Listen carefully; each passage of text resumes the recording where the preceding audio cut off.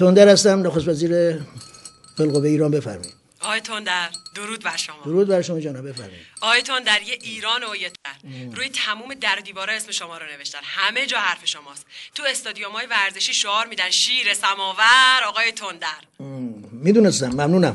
من یه همچین روزایی رو پیش بینی میکردم. فقط خواهشم مواظب خودتون باشین، از چش زخم و چش شور خودتون رو در امان نگه دارین. حتما. مادر من سفارش کرده اگه براتون ممکنه یه گرم تریاک با چند تا تار موی یه زن بدکاره و مدفوع بچه حرومزاده و اسفند و پوست پیاز حتما امشب واسه خودتون دود کنین. آخه عزیز من، قربونت برم، تو این نصف شبی من اسفند و پوست پیاز رو از کجا پیدا کنم؟ آخر هفته رو کجایی کتی جون؟ آخر هفته ویکند دوستان عزیز، خیلی توی زندگی مهمه که آدم ویکنداشو کجا بگذرونه و من الی هستم در کنار شما با شما، ولی دوستانی دارم که نیستن در کنار ما. تو کجا میری عزیزم؟ Really? یعنی نمیای برملاس؟ واو، لاس وگاس، it's so nice, it's so good. از همینجا به نیلوفر پدرام همه دوستایی که دارم اونجا سلام میکنم، ولی نه، من همینجا هستم در خدمت شما و خیلی دوست دارم که باهاتون برنامه اجرا کنم. بله yesterday. Wow, congratulations for you. It's so nice. شما ویکند کجا میرین؟ نمیدونم. خب ما یه خط بگیریم. خط بگیریم. بله عزیزم، خط میگیریم. روی ایر هستین؟ بفرمایید. الو سلام علیکم. سلام. الو جانم، صدای تلویزیونتون رو کم کنید. Turn it down so we can hear you. الو بتی و کتی؟ Yes, بتی و با کتی. آهنگای درخواستی بتی و کتی هستیم، بفرمایید. الو جانم، میاد، صدای شما میاد. ما بیشتر. سلام علیکم. سلام عزیزم. چه خوشگل شدی امشب. آهنگ چه خوشگل شدی امشب رو براتون پخش میکنیم. بله، آهنگ چه خوشگل شدی امشب. نه میگم خودت چه خوشگل شدی امشب. واو، مرسی. من یه کتی. جفتتون. You're so nice. مرسی عزیزم. چه آهنگی دوست داری براتون پخش بکنم؟ من دختر بلا. دختر بلا داری؟ میدونم. الان آهنگ بلا رو براتون پخش میکنیم. دت بلا، اون بلایی است. ما برای شما آهنگ برای کسی میخواین تقدیم بکنین؟ نه، به خودتون تقدیم میکنم، به شما دوتا خوشگله. به خودمون. ممنونم. شما از کجا زنگ میزنی؟ من از هامبورگ. از هامبورگ زنگ میزنی؟ بله، اسمتون؟ من اسمم جماله، جمال از هامبورگ. اوکی جمال. we are gonna show you بلا. الان آهنگ بلا، ای بلا دختر مردم. میشه بتی رو آهنگ برام برقصه، یه ذره حال کنم؟ اجازه بده آهنگو پخش کنیم، منم میرقصم.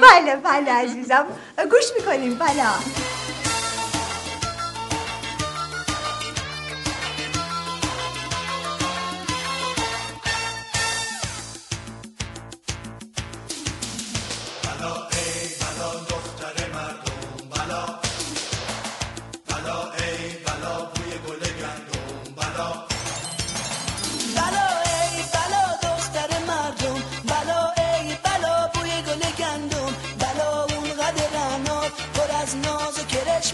نگاه کن جای پامون همونجا لب چشم است. بلندم فقط من تو رو میخوام، میترسم که رقیبون سر راه بذارندم. بلا شیطون خودم، دشمن جون خودم، قربون خوشگلیات، دل داغون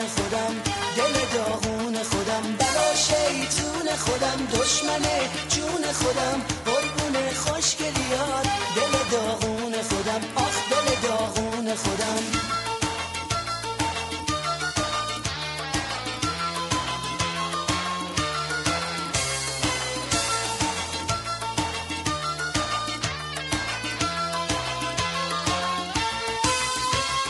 ای گل نیلوفرم، ای همه باورم، دست نوازش میکشی بر سرم. ای گل نیلوفرم، ای همه باورم،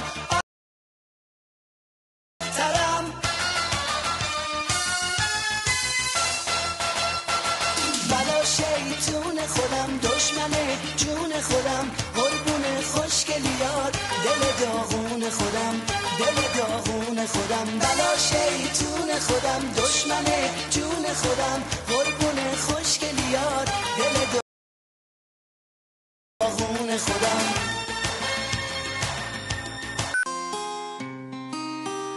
Is that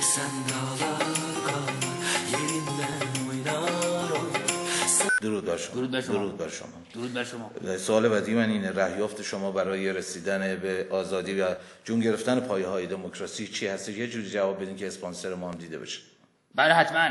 بنده در چند جمله کوتاه میتونم براتون خلاصه بکنم این قضیه رو که افزایش طول نارضایتی‌های مدنی، برطرف کردن ناتوانی‌های جسمی فعالان سیاسی،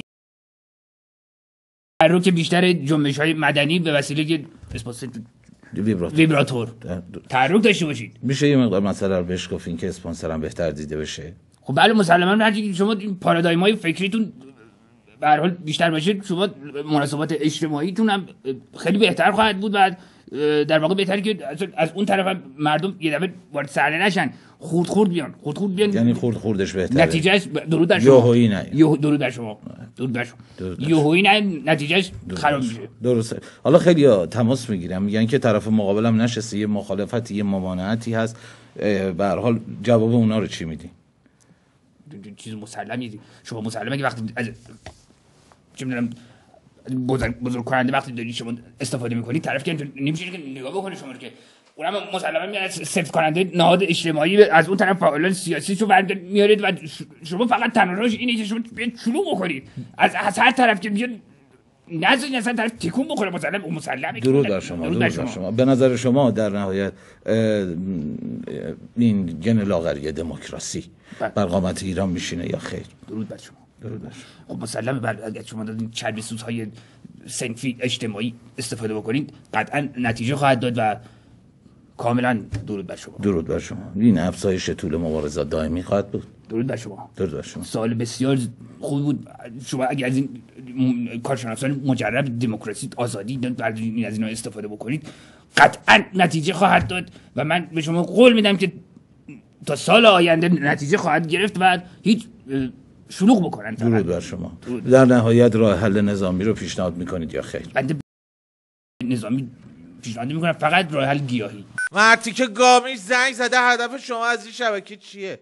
یا من باید جواب منطقی بهش بدم یا اونجوری که لیاقتشه باش حرف بزنم؟ بی پدر مادر، من که میدونم تو از طرف کی زنگ میزنی، به کجا وصلی. این شبکه رو واسه اوشکولایی مثل تو راه انداختم که عین خر تو گل موندن نمیدونن چه بخورن. فهمیدی؟